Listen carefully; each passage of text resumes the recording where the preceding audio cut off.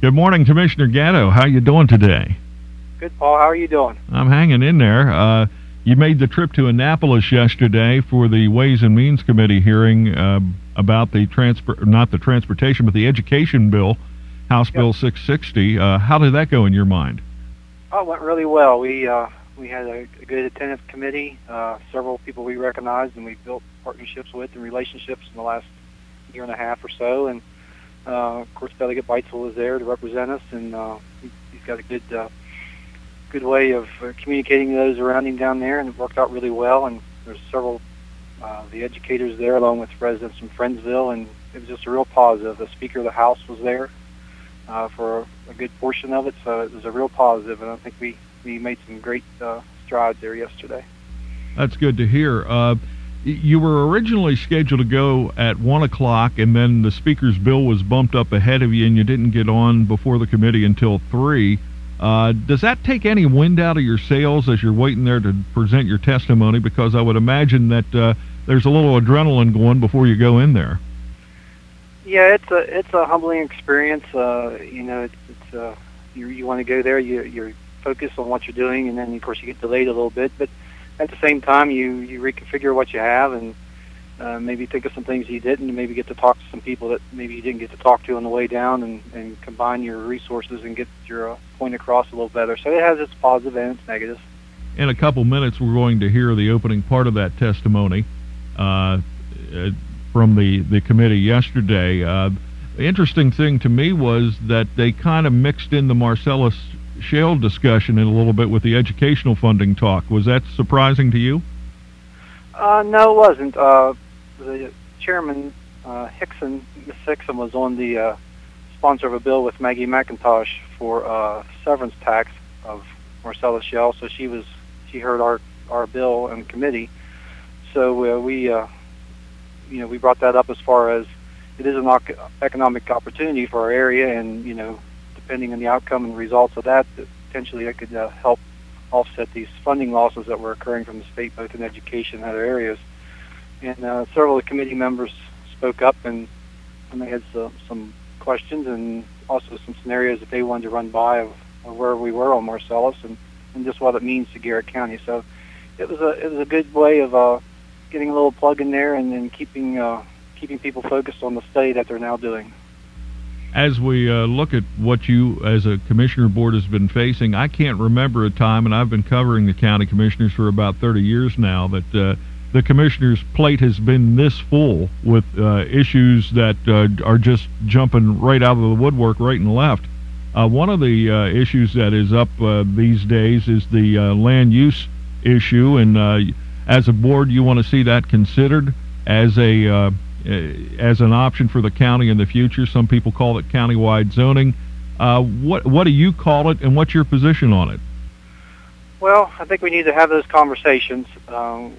We as a board, when we talk and when we meet, we want to put stuff out there. We want to get the input of the people, and that's what we need to have is dialogue. It's another one of those issues that education is key, and getting the correct point across, getting the correct information out. It is an issue, though, that has controversy in Garrett County and has a lot of emotion in Garrett County. And at the same time, we're dealing with on the county level, we kind of oppose some of the things that the state's throwing at us. So I can see that it's an issue, but it's up to us to educate and understand. And we were elected to make a decision. My position is to go slow and educate, and we've had good response from people both for and against. And we're listening to the concerns, but I think it's something we can make work out again. But I'm very optimistic at this point, and we'll just keep moving forward.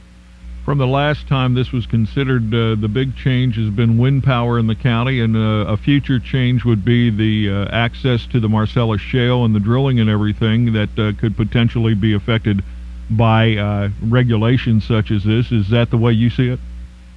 Yes, there's in different forms of permitting, even with coal mining or gas drilling and stuff. There's a lot of things considered already in permitting process, along with state highways and different agencies.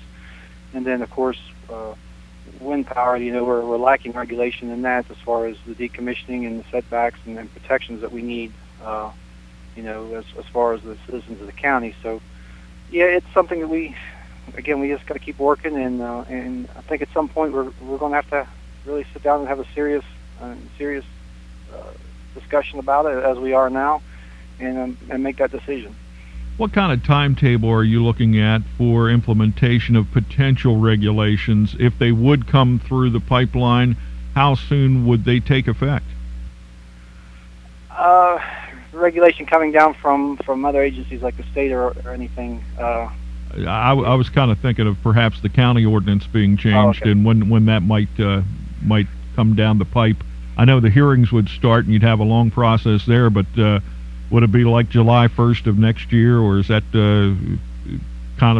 is that right or wrong? I don't think there's a definite timetable out there, but I could definitely see July 1 of next year, as a potential, but it could even be longer than that, just depending on how everything goes.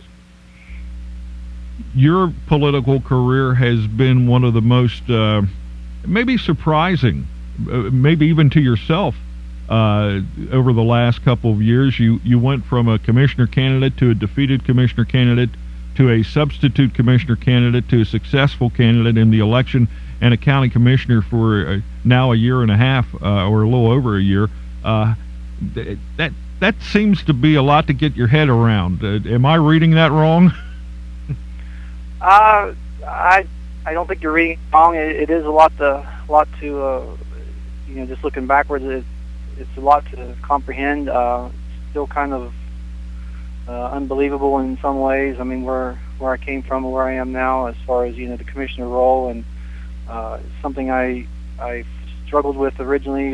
Just felt humbling in my heart that I needed to do something, and it still hasn't hit me. I still try to remain humble. I'm working through some personal things in my own life right now, but it's very humbling, and it's a great honor. I mean, these people of Garrett County are great. They're willing to help. They're willing to listen. They're willing to work with you. They roll up their sleeves. They're passionate about their issues, and that's all we ask. That we can represent them in the best way.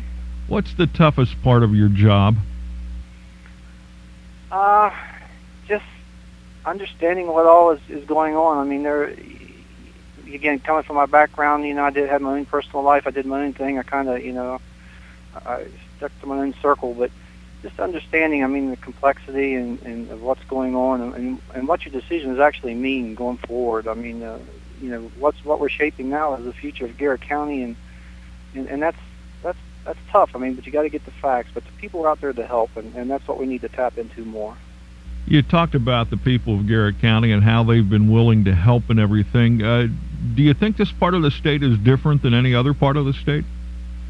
Yeah, this region. I mean, this region. The people we shop with them, we go to church with them, we play ball with them. I mean, when I was campaigning, I mean, you knock on the door, they open the door, they welcome into their home, and they're sincere and passionate, and they're just a great bunch of people. And I had some situations last night even, and I called one of my friends. He was right here to help, and that's something.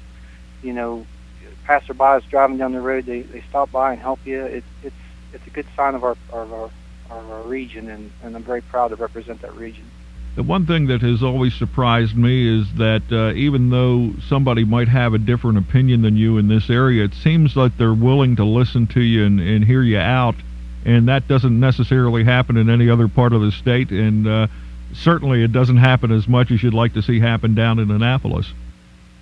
We're fortunate. I mean, we're around 30,000 people, so you pretty much a lot of the people, a lot of the families, a lot of the history of the county, and you're fortunate we can spend 10-15 minutes.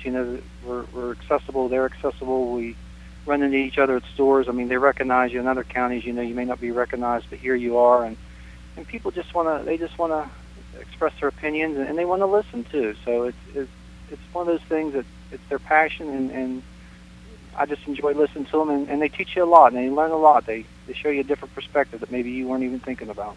Yeah, it's a position where if you have an open ear, better than an open mouth, sometimes it does you very, very well. Commissioner Bob Gatto, thanks for your time this morning, and good luck as you proceed forward with the county budget process.